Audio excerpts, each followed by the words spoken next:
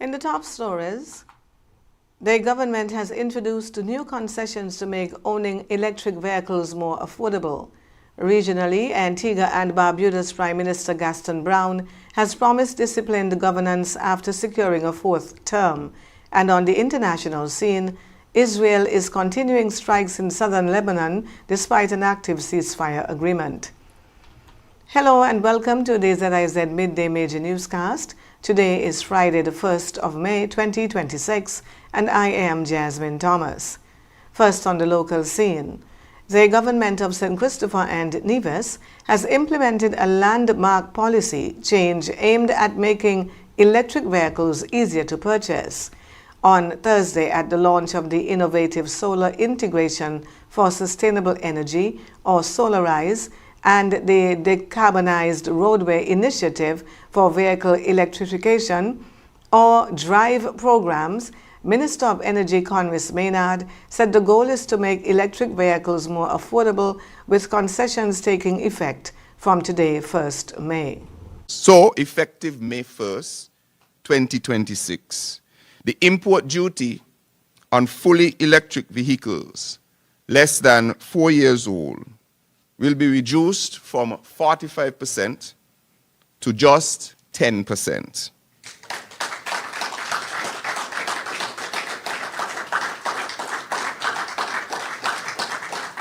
Let me repeat that.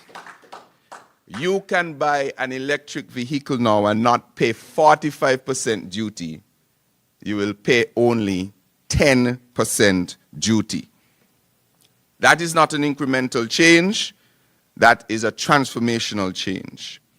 That is the moment where electric vehicles move from being a niche option to a real accessible choice for the people of St. Kitts and Nevis. He also noted that owners of electric vehicles stand to benefit from lower energy costs. With SOLARIZE and DRIVE, you can effectively eliminate the cost of powering your vehicle. Low fuel costs, because you have none. Presently, for me to fill or to charge up the electric vehicle which I have from zero, it costs less than $50. How many of you are paying less than $50 to fill up your tank? And that's from 0 to 100. And we usually don't let our tank go zero. So I'm probably paying $30 to $40 to fill up my electric vehicle. That is what you now have at your disposal. Minister Maynard said the initiative forms part of a broader strategy to modernize the energy sector and prepare for future demand. The ecosystem begins today. Ladies and gentlemen, that is what forward-thinking leadership looks like. It's not about waiting, it's not about reacting, it is about preparing decisively for the future. And that is exactly what this administration is doing. We are building an energy system that is resilient, a transportation system that is modern, an economy that is diversified, and a country that is positioned to compete in a rapidly changing world. The Honorable Conwys Maynard. The government has launched a new youth program aimed at building leadership in climate action and environmental stewardship. The Leaders for Environmental Action and Future, or LEAF Ambassadors Program, was introduced as part of Earth Day activities on the 22nd of April. The initiative brings together an initial group of 11 young ambassadors selected for their interest in and involvement in climate and sustainability issues. Minister with responsibility for the environment, Senator Dr. Joel Clark, says the program is designed to empower young people to take an active role in protecting the environment. The ambassadors have already led tree planting activities in schools across the Federation with support from national and regional partners. Dr. Clark says the program reflects a commitment to ensure that young people are included in national efforts to address climate change. The initiative forms part of the government's wider push to empower youth while advancing its sustainable island state agenda. The Royal St. Christopher and the Nevis Police Force is raising concerns about an increase in vehicles parking on pedestrian sidewalks, particularly in Frigate Bay and parts of Bastille. Officials say while some motorists may see this as a convenient option in areas with limited parking, the practice poses serious safety and legal risks. Sidewalks are designed for pedestrians, and when they are blocked, persons are forced into the roadway, increasing the risk of accidents. The police force said this traffic violation may constitute obstruction or careless use of a vehicle under the country's traffic laws. They also have warned that parking on sidewalks can damage public infrastructure, including curbs and drainage systems. Motorists are being urged to use designated parking areas and to consider the safety of all road users. On the regional scene, Prime Minister Gaston Brown has promised disciplined and accountable governance after leading his party to a fourth consecutive term in office. Addressing supporters following the Antigua and Barbuda Labour Party's decisive win, Brown described the result as a clear mandate built on trust.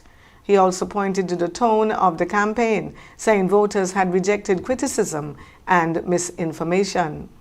The party secured 15 of the 17 seats in Thursday's election, extending its hold on government. Brown urged supporters to remain focused on national development, saying the victory should not be used to divide the country. He also pledged that development will continue across all communities, regardless of political affiliation. And Guyana's government is rolling out financial support for rice farmers as rising costs continue to impact the sector. President Irfan Ali says more than $3 billion Guyana dollars has been set aside to provide direct cash assistance to farmers. The support comes as producers face higher fertilizer and fuel costs linked to the conflict in the Middle East, along with challenges from weather, reduced markets, and lower prices. Under the plan, farmers with less than 50 acres will receive $15,000 per acre, while those with larger holdings will receive $10,000 per acre. President Ali says the Ministry of Agriculture has begun collecting data to verify eligibility with local communities involved in the process. The announcement was made during a rice forum hosted by the President and Vice President Bharat Jagdeo. And 17 people, including 2 children, were killed in Israeli airstrikes in southern Lebanon on Thursday, according to the Lebanese Health Ministry. The strikes, which Israel said targeted Hezbollah infrastructure, also left 35 others injured, including women and children. The violence comes despite a ceasefire agreement that is now in its second week, following talks between Lebanese and Israeli officials in Washington. Lebanese President Joseph Aoun has criticized what he described as continuing violations of the truce, citing ongoing strikes and damage to homes and places of worship. Meanwhile, Hezbollah reportedly carried out attacks on Israeli forces in the south, including a drone strike targeting soldiers. The Israeli military has also issued evacuation warnings for several villages in southern Lebanon as operations continue in areas near the border. Israel maintains its actions are in response to threats, while Lebanese officials say the continued strikes undermine the ceasefire. Since the conflict escalated in March, more than 2,500 people have been killed in Lebanon, according to official figures. And finally, on the international scene, a court in Uganda has sentenced a 38-year-old man to death by hanging for the murder of 4 toddlers at a nursery school in the capital, Kampala. Christopher Oyun was found guilty of killing the children, all aged between 1 and 2 years old, during an attack earlier this month. The court heard that the accused admitted to the crime during the investigation, though he later denied intentional wrongdoing and claimed he was suffering from mental illness at the time. In delivering the ruling, the presiding judge stated that the court found him to be of sound mind during the attack. Prosecutors presented evidence including DNA findings, CCTV footage, and witness testimony linking him to the crime. The convict has been given 14 days to appeal the sentence. And now for a look at the weather. Conditions are cloudy across St. Kitts and Nevis at this hour, with generally calm weather expected. Winds are light from the east at around 6 miles per hour, while seas remain moderate at 1 to 1.5 meters or 3 to 5 feet. Today, expect partly cloudy skies with a slight 10% chance of showers. Tonight will be mostly fair. Sunset this evening is at 6:31 and sunrise tomorrow is at approximately 15 minutes before 6. That brings us to the end of the Midday Major Newscast. Join us this evening for these stories and more. Thank you for tuning in. I am Jasmine Thomas. God bless you.